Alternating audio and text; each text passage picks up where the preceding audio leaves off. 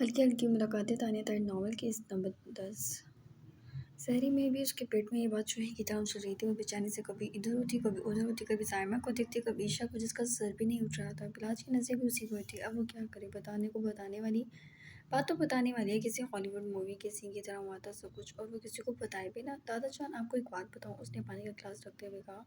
बिलाज को जोर से खांसी लग गई। पानी पी लो। माहिर ने उसे गिलास दिया। उसने नफ़े में सर हिलाते हयात को ऐसी निगाहों से घूरा कि वो बैठ गई दोबारा।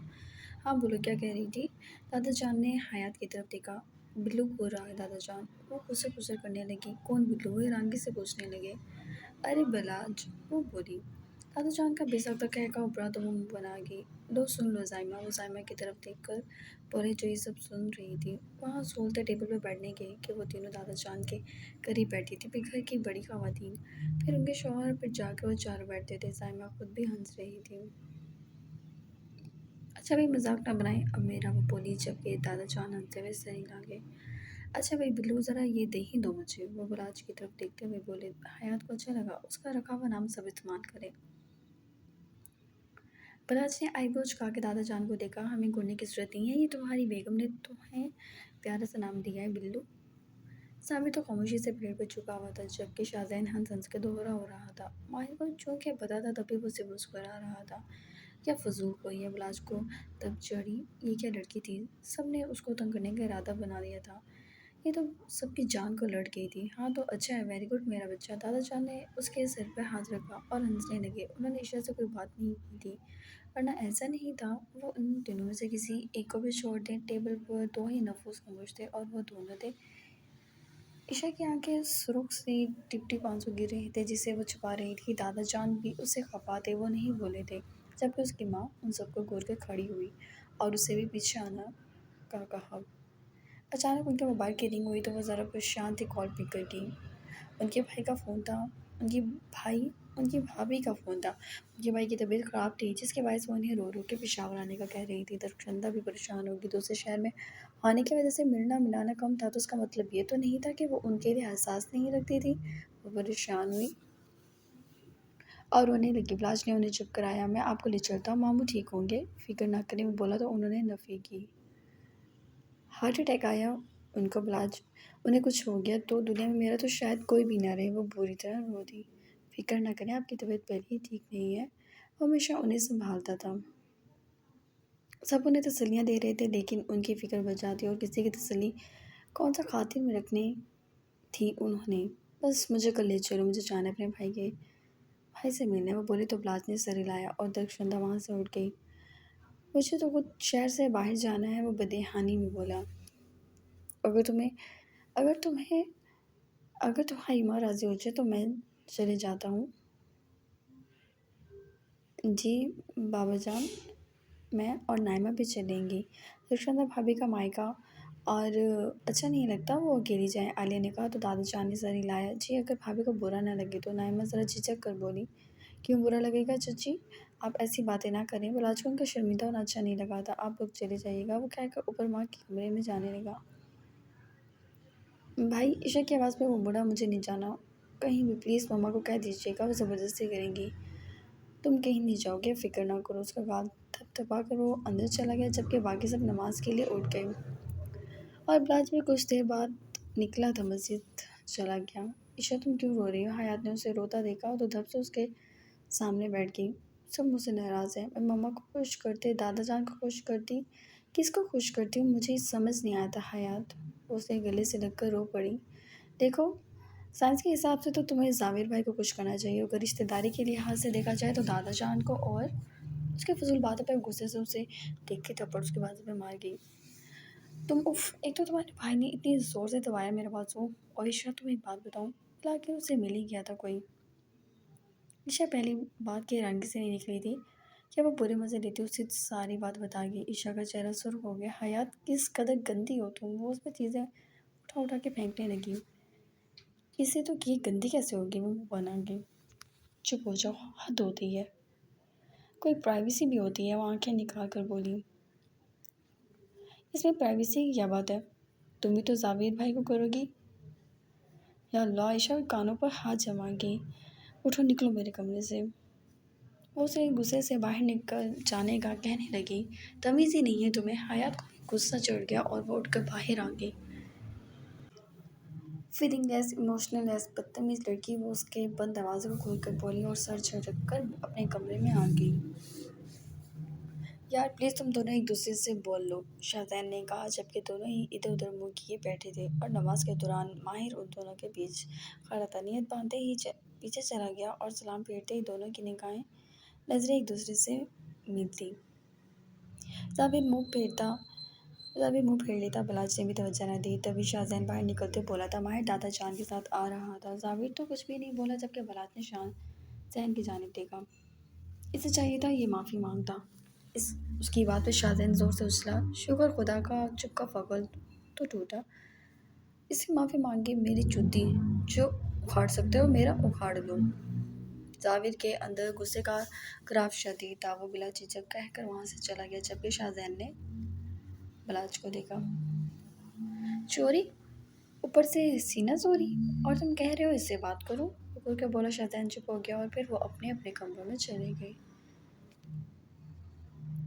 अगले रोज़ दरख्शंदा को पता चला कि वो सब जा रहे हैं। बोली कुछ नहीं थी वो, उसने बस ईशा को सामान पैक करने का कहा। ईशा परेशानी से माँ को देखने लगी, एक लफ्ज़ मुँह से निकाल नहीं पाती थी कि कहीं उसकी माँ ये ना सोच ले कि वो जावे की वजह से रुक रही है। वो मुरझाए हुए दिल से बैग पैक करने लगी जबकि बलाज सुबह सुबह कहाँ चला गया था पता नहीं था। ताईजान आपका बैग पैक कर दूँ? हयात अचानक ही उन दोनों के दरमियान अदब की।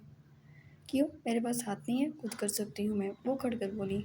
अरे ताईजान, आपकी बूढ़ी हड्डियों में कहाँ जाने, मेरी जवान हड्डियों का सहारा लें अब आप, वो बोली जबकि दरख्शंदा ने घूर कर उसे देखा।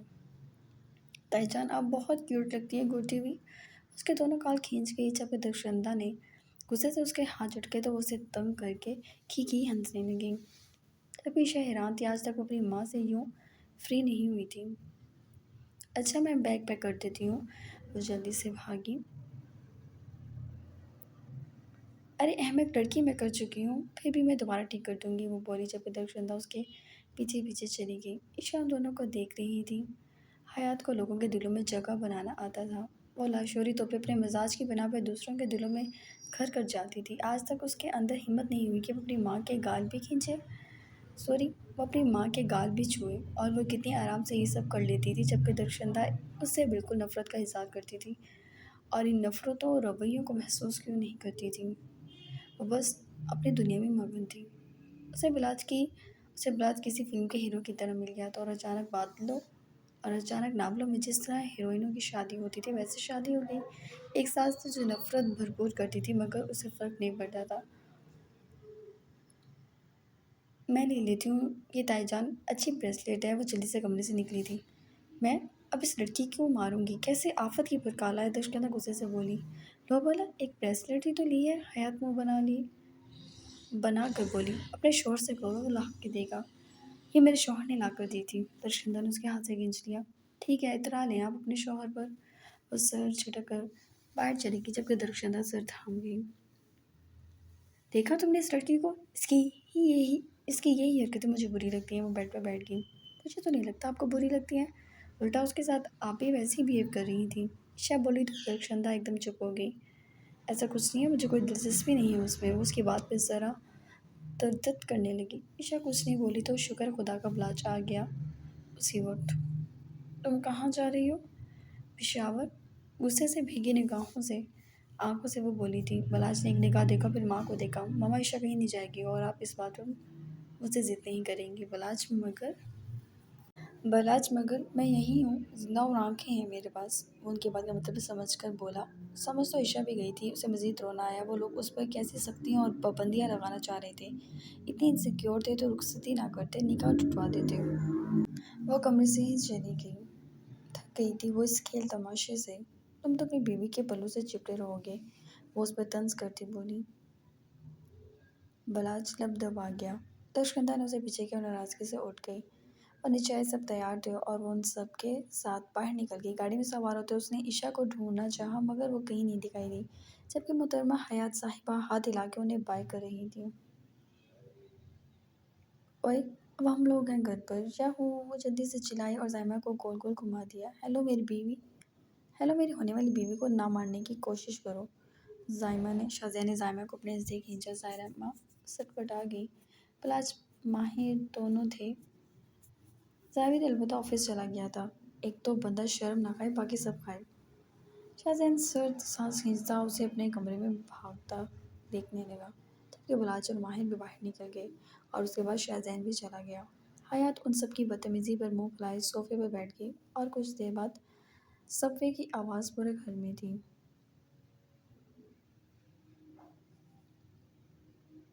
शेफ़ प्रोमैक्स कमरे से निकल नहीं रही थी और दुनिया का बेलज़्ज़ता खाना बनाने के लिए ज़ाइमा हाजिर है। वह अफ्तार से पहले ज़ाइमा को घूरती बोली, बस करो, सबको इतना पसंद है मेरे हाथ का खाना। वो उसे पीछे धकेलती बोली, जबकि हयात ने भी उसे धक्का दिया। हयात हयात तुम मुझसे पिट जाओगी। ज़ाइमा ने चमच उठाया। मैं भी तुम्हें मार दूंगी। हयात ने भी चमचा उठा लिया और अचानक दोनों बाहर झांकने लगी, क्योंकि महसूस हुआ था कोई घर में आया था। ऐसा को देखकर दोनों ज़रा खामोश हो गई। उन सबको लगा ऐसा भी पेशावर चला गया होगा, लेकिन वो यहाँ आ गया था। उन दोनों को दांत निकाल के देखने लगा। दोनों ही संजीदा से हो गई। ईशा कहाँ है? उसने एहसन ने सवाल किया। अपने कमरे में। हयात ने मुंह बनाकर जवाब दिया। एहसन ऊपर चला गया। तुम्हें ऐसा नहीं करना चाहिए था। वो ईशा के कमरे में चले गई है। पहले भी वहीं जाता था, हयात बोली, जबकि दूसरी तरफ एहसन कमरे में आया और ईशा जो अभी मुंह धोकर निकली थी उसे देखकर डर गई। जल्दी से दुपट्टा खुद पड़ लिया। आप बहुत सवालिया निगाहों से उसे देखने लगी। सॉरी ईशा, मैं तुमसे माफ़ी मांगना चाहता हूँ। उस रात मुझसे गलती हो गई थी, तुम्हें वहाँ ले गया मैं। ऐसा नहीं करना चाहिए था, मगर वो ईशा के हाथ थाम गया, जबकि ईशा ने अपने हाथ छुड़ाने की कोशिश की। एहसन भाई, हाथ छोड़े मेरा प्लीज़। वो अपने हाथ खींचने लगी। ईशा, मैं तुमसे बहुत प्यार करता हूँ, बहुत ज़्यादा। एहसन ने उसे अपनी जानिब खींचा। एहसन भाई प्लीज़ छोड़ मुझे। और रोने वाली हो गई। क्या हो गया? तुमने मेरा ही तो होना है। नहीं, मैं शादीशुदा हूँ, छोड़ो मुझे। वो तब को दो मेरी। ऐसा उसका हाथ छोड़ दे। कोई नहीं मानता इस शादी को, और तुम ऐसे इंसान की हमायत ले रही हो जिसने तुम्हें उठा कर निकाह किया। एहसन बोला। अलबत्ता ईशा को जैसे याद आ गया सब। अब मेरा हाथ छोड़े। नहीं छोड़ूंगा। वो उसका हाथ दिल पर रख गया। ईशा एकदम डर गई।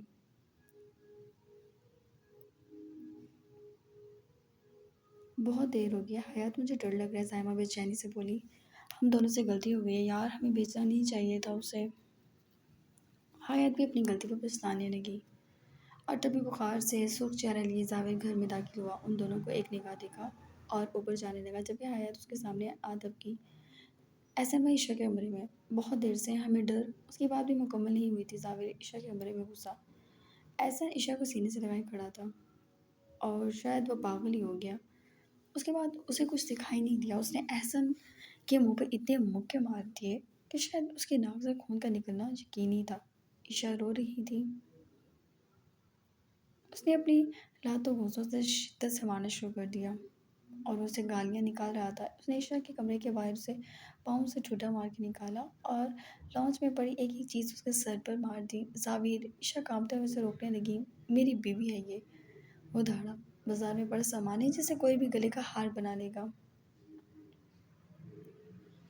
वो चिल्लाया। यूं ही मारते मारते उसे पोर्च तक ले आया। हयात, ज़ाइमा, ईशा कांप रहे थे। जावेद, वो लोग भी पीछे पीछे आए थे। जावेद को एहसन से अलग किया, मगर जावेद झटके से आज़ाद हुआ। एहसन बाहर भाग गया। पलाज ने चौकीदार को धाड़ कर बुलाया। कहाँ मर गए थे तुम? साहब जी, मैं अवतार लेने गया था। तेरी अवतार मैं कराता हूँ। जावेद ने उसका गिरबान झगड़ा, जिसके चेहरे के रंग उड़ गए। छोड़ दे जावेद, अंदर चल, रोज़ा खुल गया है। मुझे नहीं खोलना। खोल लो तुम लोग।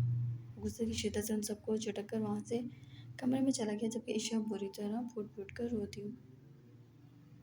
सारा माजरा उन लोगों ने सुना। एक एक खून का खून पी गया था बस। चुप हो जाओ, कुछ नहीं होता। बिलाज ने उसे चुप कराया, मगर ईशा की समझ से सब बाहर था। उसकी ज़िंदगी में क्या हो रहा था उसे खुद नहीं समझ आ रही थी। बहुत हो चुका है ये ड्रामा। तुम्हारी रुखसती हो चुकी है। तुम्हें अपने महरम के पास उसके साथ रहना चाहिए ताकि वो तुम्हारी हिफाजत कर सके। शाहज़ैन ज़रा खफगी से बोला। बिलाज ने उसकी जानिब देखा। मैं ठीक कह रहा हूँ। क्यों ताईजान रुखसती के बावजूद अपने पास रखती है ईशा को? ये सब होना है फिर? और तुम? और हयात भड़का। दिमाग घुटने में है तुम्हारा। उसने ईशा के कमरे में भेज दिया। शाहजहां के चिल्लाने पर वो सहम गई। बेवकूफ़ी की हद होती है। अगर वक्त اگر وقت پر نہ آتا ثابت تو کیا ہوتا؟ ہاں بچپنا کب جائے گا تمہارا، تم اسے تھپڑ کھا لو گی حیات آندہ ایسی بیوقوفی کی تو شاہزین بلا سنجیدگی سے بولا۔ اس کی بڑی بڑی آنکھوں میں خوف سے پانی بھر گیا تھا۔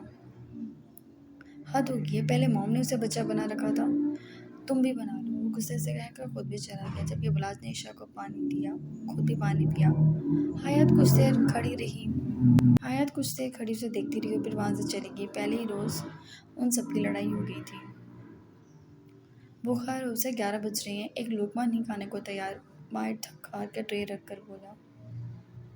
ایسے آدمی کو چین آتا بھی نہیں جو بیوی کو کسی اور کی باہوں میں دیکھے۔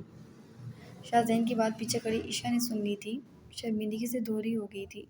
اس نے وہ ٹرے اٹھایا اور غصے سے ٹرے لے کر وہ کچن میں آئی، اور کچن سے میڈیسن رکھ کر وہ اس کے کمرے تک آ گئی۔